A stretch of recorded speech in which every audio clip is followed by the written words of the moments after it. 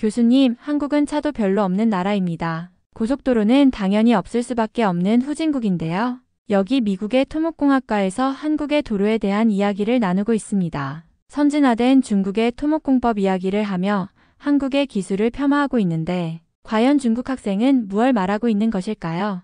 안녕하세요. 저는 미국의 한 대학교를 다니고 있는 독일인 마리아입니다. 미국으로 유학 와서 정말 많은 나라의 학생들을 만나게 되고 새로운 아이디어를 얻을 수 있다는 장점을 누리고 있죠. 토목공학을 선택한 이유는 제가 어린 시절부터 건물이나 건설에 관심이 많아서 그러한 건물을 만드는 공법에 대해 호기심이 생겼기 때문입니다. 교수님들께서도 너무 많이 알려주시고 알찬 수업 내용들 덕분에 지금은 아주 질릴 정도로 공부를 하고 있지만요. 교수님께서는 미국의 건설 현장 이야기나 토목 건축에 대한 많은 이야기를 해주셨고 미국이 얼마나 건축학이 발달한 나라인지 알 수 있는 자료들을 많이 보여주셨어요. 원주민이 살고 있던 허허벌판에 건물을 짓고 도시를 설계하는 것이 유럽이나 아시아에 비해서 훨씬 쉬울 수밖에 없었기에 빠른 발전이 일어났고 세계 최강국이 되었다면서 말이죠.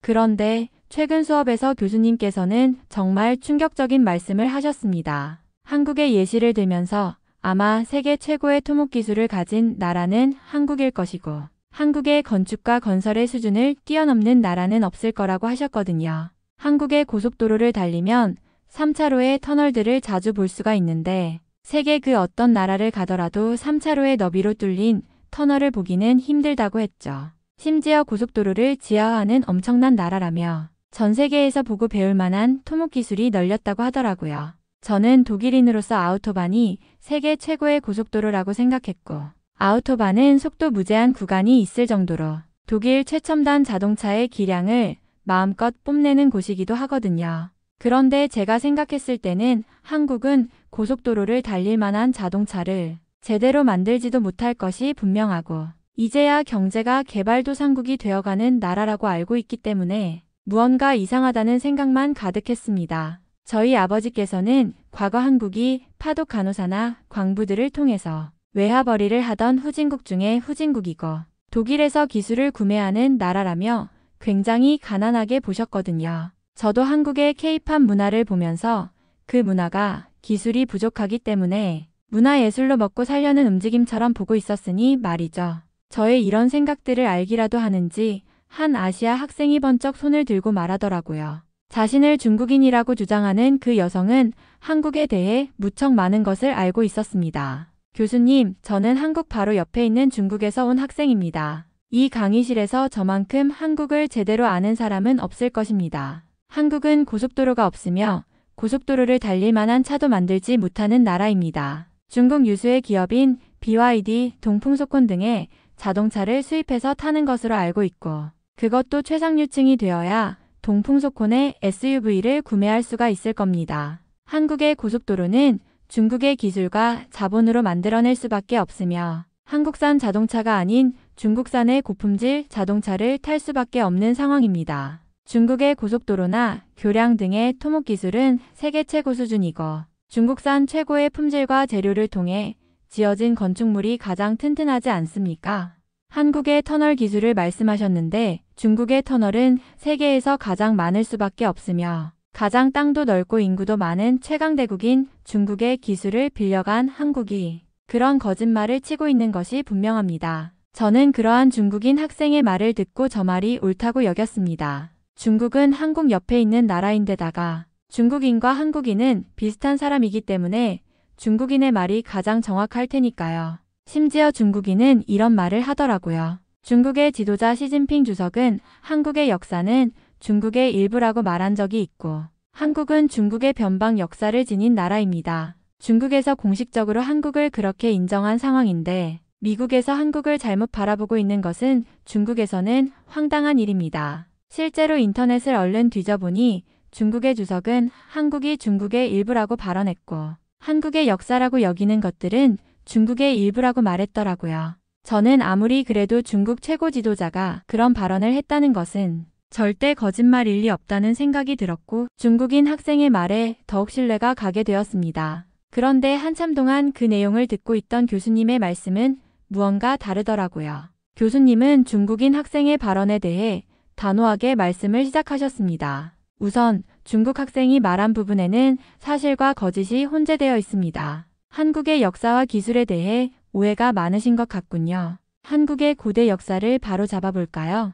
교수님의 목소리가 강하게 울려 퍼졌습니다. 한국은 독립적인 역사를 가진 나라입니다. 고대 한국의 삼국시대, 특히 고구려는 당시 동아시아에서 가장 강력한 군사력을 자랑하던 국가였습니다. 고구려는 수나라와 당나라를 상대로도 수차례 전쟁에서 승리했고 당나라조차 고구려를 얕볼 수 없었습니다. 수나라 113만 대군을 격파한 살수대첩을 들어보셨습니까? 당시 고구려의 군사 전략과 힘은 세계 최강 수준이었습니다. 특히 을지문덕 장군이 이끈 살수대첩은 전 세계 역사상 가장 위대한 방어 전투 중 하나로 꼽힙니다. 교수님은 이어서 당당하게 말씀을 이으셨습니다. 또한 한국의 역사는 중국의 일부가 아니었습니다. 고구려는 중국과 대등한 국제 질서를 유지했고 오히려 중국보다 더 뛰어난 문명을 가지고 있었습니다. 백제는 일본의 문화를 전파하며 동아시아 해양권의 중심 역할을 했고 신라는 천년 동안 왕조를 이어오며 안정된 사회를 구축했습니다. 삼국 통일 이후 고려와 조선 역시 독립적으로 발전한 왕조로 한반도는 결코 중국의 지배를 받은 적이 없습니다. 교수님은 목소리를 낮추며 진지하게 덧붙이셨습니다. 중국 지도자가 한국 역사를 자신들의 일부라고 주장했다고요? 그것은 국제적으로 전혀 인정받지 못하는 황당한 발언일 뿐입니다. 한국은 고대부터 스스로의 정체성을 지켜온 독립국이었습니다. 특히 조선은 명나라와 청나라와도 대등한 관계를 유지하며 독자적인 문화를 발전시켰습니다. 한국은 중국의 변방이 아니라 고유의 정체성과 문화적 자부심을 가진 주체적인 나라였습니다. 학생들은 교수님의 말을 듣고 조용해졌습니다. 교수님은 잠시 말을 멈추셨다가 다시 힘차게 말씀하셨습니다. 이제 현대 기술 이야기를 해볼까요? 중국의 기술 발전은 주목할 만하지만 한국의 토목공학과 건설 기술은 세계 최고 수준입니다. 삼성, 현대 같은 한국 기업이 글로벌 시장을 선도하며 고속도로와 지하화 기술은 세계적으로 인정받고 있습니다. 교수님은 결론을 내리듯 말했습니다. 한국은 후진국이 아니라 독창적이고 강력한 역사를 가진 나라입니다. 그리고 현대에는 기술 혁신을 통해 세계에서 가장 앞서 나가는 국가 중 하나입니다. 이 점을 기억해 주세요. 중국인 학생은 교수님의 말을 듣고도 굴하지 않고 반박을 시작했습니다. 교수님, 말씀 감사합니다만 제가 배운 역사와는 많이 다릅니다. 고구려가 중국과 전쟁을 했다는 것은 맞지만 그 고구려 역시 중국의 동북 지역에서 기원한 부족으로 중국 역사에서 분리해서 볼 수 없다고 생각합니다. 중국의 동북공정에서도 이를 명확히 설명하고 있고 고구려는 결국 당나라의 힘에 의해 멸망하지 않았습니까? 이를 보면 고구려가 강대했다고는 해도 결국 중국의 일부로 흡수된 것이 사실입니다. 학생은 말을 이어갔습니다. 그리고 현대 기술에 대해서도 과장된 부분이 많다고 봅니다. 한국이 지하화를 잘한다고 하지만 그 기술의 상당 부분이 일본과 서구로부터 배운 것이 아닌가요? 중국은 자체 기술력으로 세계 최대의 고속철도 네트워크를 구축했고 대규모 건설 프로젝트를 완수할 수 있는 자본과 기술력을 모두 갖추고 있습니다. 한국이 몇몇 기술에서 앞선 점이 있을지는 몰라도 종합적인 기술력에서는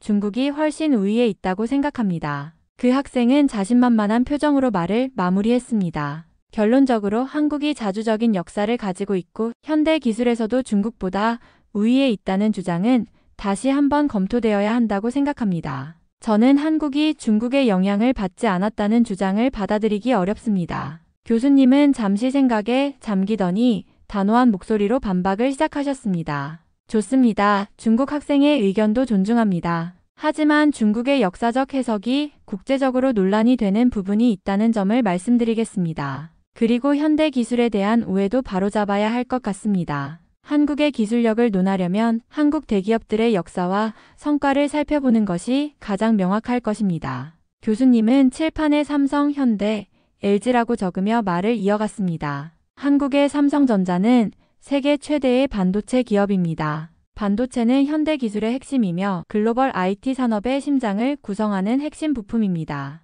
1980년대 삼성은 일본 기업들에 비해 뒤처져 있었지만 과감한 투자와 기술 개발로 1990년대부터 급격히 성장해 지금은 메모리 반도체 분야에서 세계 1위를 차지하고 있습니다. 중국이 반도체 자금률을 높이려는 노력을 하고 있지만 현재까지 한국의 기술력에 도달하지 못하고 있는 것도 사실입니다. 교수님은 현대자동차에 대해서도 언급했습니다. 현대자동차는 자동차 제조뿐만 아니라 친환경 자동차 기술에서도 세계적인 리더입니다. 전기차와 수소연료전지차 분야에서 현대는 독보적인 기술을 보유하고 있으며 이러한 기술은 한국의 자체 연구와 개발로 이뤄졌습니다. 한국이 중국에서 자동차 기술을 배웠다는 주장은 근거가 없습니다. 오히려 중국의 자동차 제조사들이 한국의 선진 기술을 배우기 위해 협력을 요청하는 경우가 많습니다. 그리고 마지막으로 LG를 언급하며 말씀하셨습니다. LG화학은 전 세계에서 가장 뛰어난 배터리 기술을 가진 기업 중 하나로 전기차 배터리 시장을 주도하고 있습니다. 한국 기업들은 혁신과 품질로 승부를 걸어 세계 시장을 지배하고 있습니다. 중국도 뛰어난 성과를 내고 있지만 한국 기업들과의 차이는 분명히 존재합니다. 교수님은 결론적으로 말씀하셨습니다. 중국의 기술 발전은 분명 놀랍지만 한국은 단지 기술을 가져다 쓰는 나라가 아닙니다. 독창적이고 혁신적인 기술로 세계를 선도하고 있습니다. 그리고 이러한 성공은 외부의 도움이나 자본이 아니라 한국인들의 끊임없는 노력과 투자, 그리고 미래를 향한 비전에서 비롯된 것입니다. 이 점은 부정할 수 없는 사실입니다. 중국 학생이 다시 손을 들고 말하려는 순간 교수님은 먼저 말을 이어갔습니다. 목소리에는 단호함과 확신이 담겨 있었습니다. 제가 하나 더 말씀드리고 싶군요. 한국의 고속도로, 교량, 그리고 건축 기술은 세계적으로 인정받는 수준입니다. 이는 단순한 주장이 아니라 객관적인 데이터를 기반으로 말씀드리는 것입니다. 교수님은 칠판에 한국의 고속도로와 교량 기술을 적으며 설명을 이어갔습니다. 한국의 고속도로는 전 세계에서 가장 효율적이고 정교하게 설계된 교통 시스템 중 하나입니다. 1970년대부터 경부고속도로를 시작으로 한국은 짧은 시간 안에 전 국토를 연결하는 고속도로망을 구축했습니다. 특히 한국의 고속도로는 터널과 교량이 많아 복잡한 지형에 최적화된 설계로 유명합니다. 3차로 이상의 터널과 수백 미터를 넘는 고속도로 교량은 한국 기술력의 상징이라 할 수 있습니다. 교수님은 이어서 한국의 건축 기술에 대해 이야기했습니다. 서울에 있는 롯데월드타워는 높이가 555m에 달하는 초고층 건물입니다. 이 건물은 세계에서 가장 높은 빌딩 중 하나이며 한국의 첨단 건설 기술로 지어진 대표적인 사례입니다. 롯데월드타워는 진도 9.0의 지진과 초속 80m의 강풍에도 견딜 수 있는 구조로 설계되었습니다. 이는 한국 건축 기술이 얼마나 앞서 있는지를 보여주는 증거입니다.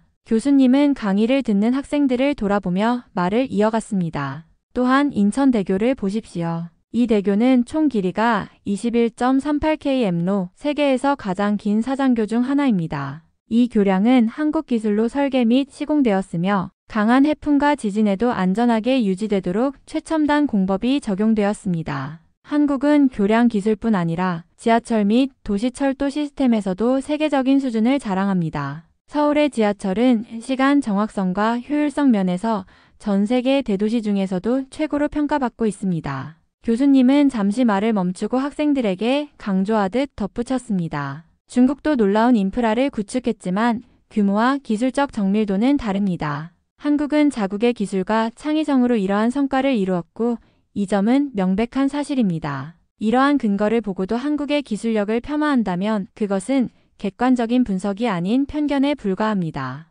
제가 조심스럽게 손을 들고 질문했습니다. 교수님, 독일의 아우토반은 세계 최고의 고속도로로 알려져 있습니다. 속도 제한이 없고 품질이 뛰어나기로 유명한데요. 그런데 한국의 고속도로가 독일보다 낫다고 하시는 이유는 무엇인가요? 교수님은 저를 바라보며 미소를 지으셨습니다. 좋은 질문입니다. 독일의 아우토반은 확실히 인상적인 도로 시스템입니다. 속도 제한이 없는 구간과 뛰어난 유지보수로 유명하죠. 하지만 아우토반과 한국의 고속도로를 비교할 때는 단순히 속도가 아니라 기술적 복잡성과 혁신적 설계를 고려해야 합니다. 교수님은 다시 칠판에 한국 고속도로의 기술적 특징을 적으며 설명을 시작하셨습니다. 한국은 산악 지형이 많습니다. 따라서 고속도로를 건설할 때 단순한 평지도로가 아니라 터널, 교량, 그리고 복잡한 곡선을 포함한 설계를 해야 합니다. 3차로 이상의 대형 터널과 고난도의 다리 건설 기술은 한국이 자랑하는 독창적이고 정교한 기술의 결과물입니다.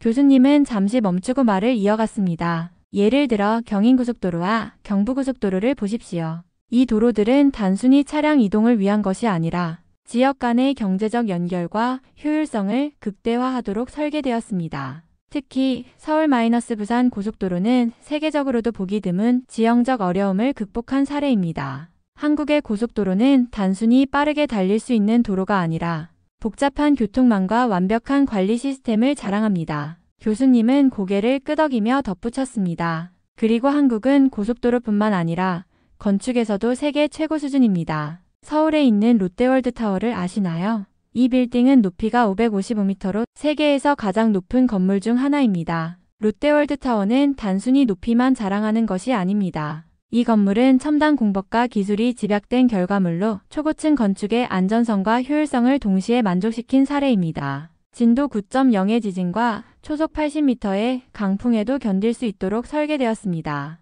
교수님은 이어서 말했습니다. 또한 부산에 있는 마린시티를 보십시오. 이곳은 해안 지역에 위치한 초고층 건물 밀집 지역입니다. 바다와 맞닿은 환경은 건축적으로 매우 도전적인 조건이지만 한국의 기술력은 이곳에서도 안전하고 아름다운 건축물을 완성했습니다. 독일의 건축 기술도 훌륭하지만 한국은 더 어려운 조건에서 세계적인 건축물을 완성해냈습니다. 교수님은 제게 미소를 지으며 마무리하셨습니다. 마리아, 독일의 아우토반은 속도와 품질 면에서 훌륭합니다. 하지만 한국의 고속도로는 혁신성과 기술적 복잡성 면에서 세계 최고입니다. 한국의 건축물도 마찬가지입니다. 이를 통해 우리는 기술의 우수성을 다양한 방식으로 평가할 수 있다는 점을 배울 수 있죠. 교수님은 잠시 쉬었다가 또 다른 놀라운 사실을 말씀하셨습니다. 그리고 말이야, 세계에서 가장 높은 빌딩인 두바이의 부르즈 할리파에 대해서도 들어보셨을 겁니다. 높이가 828m에 달하는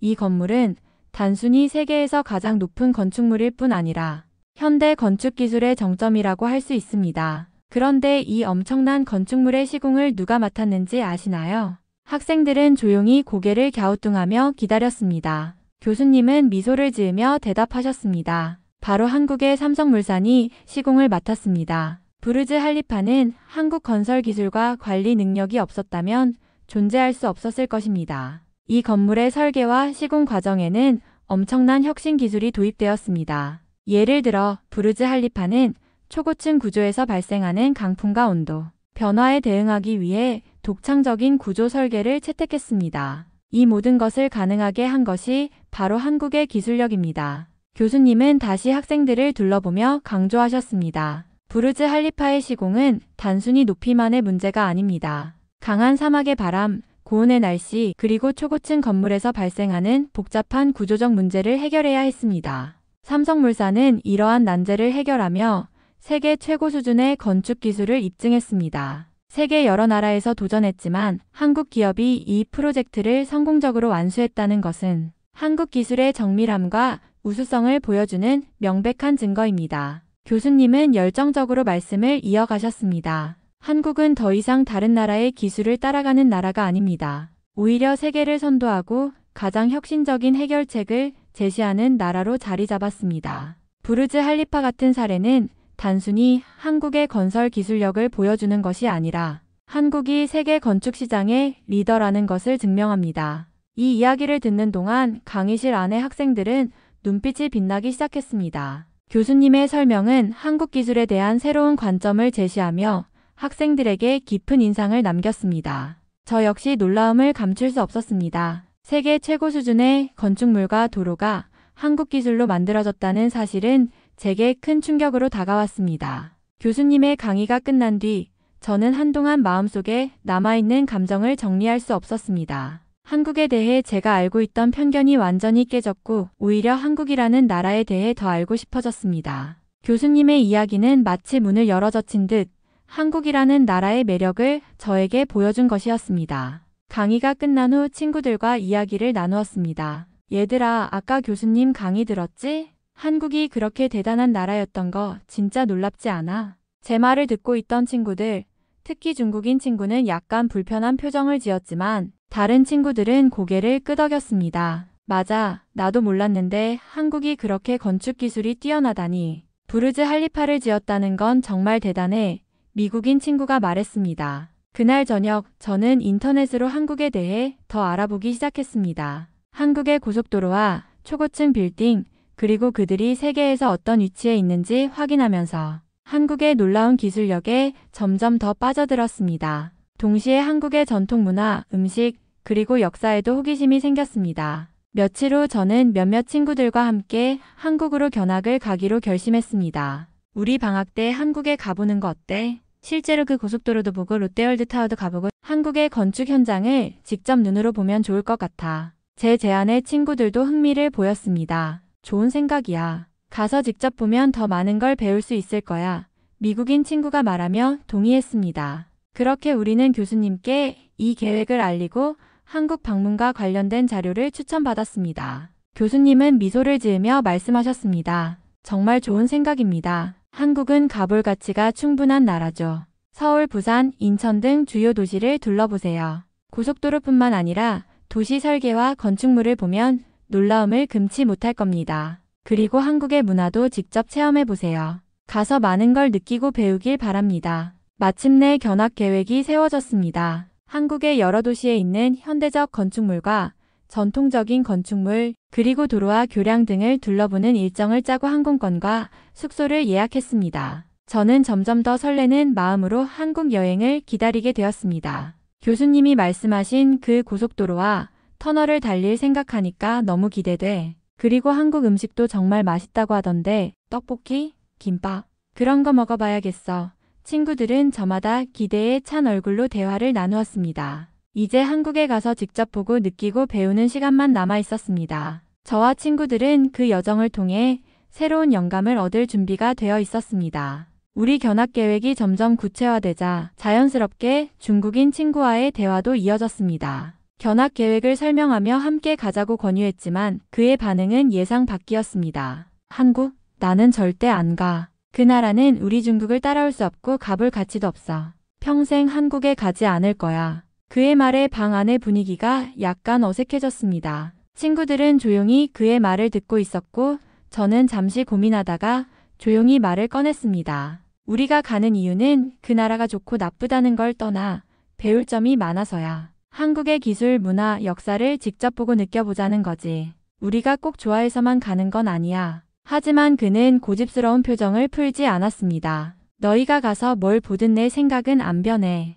한국은 우리 중국의 그림자일 뿐이고 나한테는 아무런 매력이 없어. 어차피 너희가 다녀와도 내 생각을 바꿀 순 없을 거야. 저는 더 이상 그를 설득하려 하지 않았습니다. 각자의 생각은 존중해야 한다고 느꼈으니까요. 하지만 속으로는 조금 아쉬웠습니다. 직접 보고 느끼는 것이 얼마나 중요한지 알기에 그는 정말 많은 것을 놓치고 있다고 생각했거든요. 그렇게 중국인 친구를 제외한 우리 팀은 한국 견학 계획을 이어갔습니다. 각자 가보고 싶은 장소를 공유하며 일정을 조율했고 교수님께서 추천하신 자료를 바탕으로 방문할 곳을 하나씩 정해갔습니다. 우리가 꼭 가야 할 곳은 서울의 롯데월드 타워랑 그 근처의 고속도로야. 그리고 인천대교도 직접 보면 대단하다고 하셨지? 부산에 있는 광안대교도 멋지다고 하던데 밤에는 불빛도 엄청 예쁘다고 들었어. 나는 경주에 가보고 싶어. 전통 건축물도 정말 궁금하거든. 친구들과 함께 이야기하면서 한국에 대해 알아가는 과정 자체가 이미 즐거웠습니다. 한국에 대한 정보와 영상을 찾아보며 기대감이 점점 커졌고 여행 계획을 세우는 것이 마치 새로운 세상을 준비하는 것처럼 느껴졌습니다. 마침내 한국으로 떠나는 날이 다가왔습니다. 중국인 친구는 여전히 우리 계획에 관심이 없는 듯 보였지만 저는 그를 비난하고 싶지 않았습니다. 대신 친구들과 함께 한국에서 경험할 새로운 모험에 집중하기로 했습니다. 우리 한국에서 정말 멋진 시간을 보내자. 돌아오면 그에게 우리가 보고 느낀 걸 이야기해 줄 수 있으면 좋겠어. 친구들은 웃으며 고개를 끄덕였고 그렇게 우리는 한국으로의 특별한 여행을 시작했습니다. 한국에 도착한 순간부터 우리는 이 나라가 왜 세계 최고의 기술을 가진 나라라는 평가를 받는지 몸소 체험하게 되었습니다. 인천국제공항은 그 자체로 놀라움의 연속이었습니다. 공항 내부는 넓고 세련되었으며 자동화 시스템과 편리한 안내 시설들이 여행객들을 친절히 맞아주는 느낌이었습니다. 공항에서 시내로 이동하기 위해 공항철도를 탔는데 빠르고 조용한 열차는 우리가 흔히 알던 대중교통의 개념을 새롭게 정의해 주었습니다. 서울에 도착하자마자 도시의 풍경에 압도되었습니다. 초고층 빌딩들이 하늘을 찌르듯 서 있었고 도시 곳곳에서 최신 기술이 일상 속에 녹아든 모습을 볼 수 있었습니다. 스마트 교통 체계 덕분에 도로는 혼잡하지 않았고 지하철은 정확히 제 시간에 도착해 목적지까지 신속히 이동할 수 있었습니다. 특히 지하철 안에서는 초고속 와이파이와 충전시설이 마련되어 있어 이동 중에도 끊김없이 인터넷을 사용할 수 있었습니다. 우리가 처음으로 방문한 곳은 서울의 롯데월드 타워였습니다. 123층에 이르는 초고층 건물은 세계에서 5번째로 높은 빌딩으로 한국의 건축 기술을 대표하는 걸작이었습니다. 가장 높은 전망대에 올라가 도시를 내려다보니 서울의 거대한 스케일과 정돈된 도시 구조가 한눈에 들어왔습니다. 이게 정말 가능한 일이야? 이렇게 높은 건물에서 이렇게 안정감을 느끼다니. 친구들은 모두 감탄하며 사진을 찍기 바빴습니다. 서울의 거리를 걸으며 우리는 한국의 도시 풍경에 또 한 번 감탄하게 되었습니다. 그저 큰 건물과 번화한 거리만 있는 것이 아니라 곳곳에 자연과 녹지가 잘 배치되어 있다는 점이 인상 깊었습니다. 서울의 한복판에도 공원과 강이 흐르고 그곳에서 사람들은 여유롭게 산책하거나 운동을 즐기고 있었습니다. 특히 한강공원에서는 사람들이 자전거를 타고 가족들은 피크닉을 즐기며 강변을 따라 늘어선 카페에서 차를 마시는 모습이 참 평화로워 보였습니다. 그 다음으로 우리가 방문한 곳은 한국의 대표적인 문화명소인 경복궁이었습니다. 그곳에서 한국 전통 건축의 아름다움과 위엄을 느낄 수 있었고 고궁을 둘러보며 한국의 역사와 문화에 대해 배울 수 있는 좋은 기회였습니다. 궁 안에서 전통 의상을 입은 관광객들이 사진을 찍으며 즐거워하는 모습도 인상적이었습니다. 한국의 전통과 현대가 이렇게 자연스럽게 어우러져 있다는 것이 정말 놀라웠습니다. 서울의 음식도 여행의 중요한 부분이었습니다. 우리는 다양한 한국 음식을 맛볼 수 있었고 특히 김치와 불고기는 맛이 일품이었습니다. 길거리에서 파는 떡볶이와 순대도 너무 맛있었고 다양한 음료들, 특히 식혜와 유자차는 그야말로 상큼하고 특별한 맛이었습니다. 한국의 음식은 맛뿐만 아니라 건강에도 좋다고 느껴졌습니다. 서울에서의 일정을 마친 후 우리는 한국의 다른 도시로 여행을 떠났습니다. 경주와 부산은 또 다른 매력을 지닌 도시들로 각각의 역사적 의미와 함께 독특한 분위기를 자랑했습니다. 경주에서는 신라의 고대 유적지들을 둘러보며 한국의 고대 문명에 대해 더 많은 것을 배웠습니다. 부산은 바다와 가까워 해산물을 비롯한 신선한 음식을 즐길 수 있어 정말 좋았습니다. 이번 한국 여행은 기술, 역사, 문화, 음식까지 모든 면에서 너무나 풍성하고 특별한 경험이었습니다. 세계 최고의 기술을 가진 나라라는 평가가 왜 맞는지 한국을 떠나면서 그 이유를 몸소 느낄 수 있었습니다. 독일에서 자란 저로서는 한국의 현대적인 모습이 정말 신선하고 놀라웠습니다. 독일의 도시는 오래된 역사적 건물들로 가득하지만 그만큼 도시 인프라가 낙후된 부분도 많아서 이동이나 일상생활에서 불편함을 느낄 때가 많았습니다. 그러나 한국은 정말 다릅니다. 서울을 비롯한 주요 도시들은 첨단 기술이 일상에 자연스럽게 녹아들어 있어 어디서든 편리함을 느낄 수 있었습니다. 예를 들어 공공교통이 매우 효율적이고 스마트폰 하나로 대부분의 일을 해결할 수 있는 시스템은 정말 매력적이었습니다. 한국의 도로와 교통체계도 특히 인상 깊었습니다. 독일은 대중교통이 잘 되어 있는 곳도 있지만 서울처럼 정확하고 빠르게 운영되는 시스템은 경험하기 어려운 부분이었습니다. 버스나 지하철을 탈 때 실시간으로 운행 정보를 확인할 수 있는 앱 덕분에 기다림 없이 이동할 수 있다는 점이 정말 편리했습니다. 게다가 도로 위에서도 스마트 교통 시스템 덕분에 혼잡함을 덜 느낄 수 있었고 주차 시스템이나 도로 정리가 훨씬 체계적이었습니다. 또한 한국의 도시 환경은 굉장히 깨끗하고 질서 정연한 느낌이었습니다. 독일도 어느 정도 깨끗한 나라지만 한국의 도시에서는 쓰레기통을 찾기가 어렵다는 점에서 정말 놀랐습니다. 거리 곳곳이 청결하고 시민들이 환경을 잘 지키는 모습은 정말 인상적이었죠.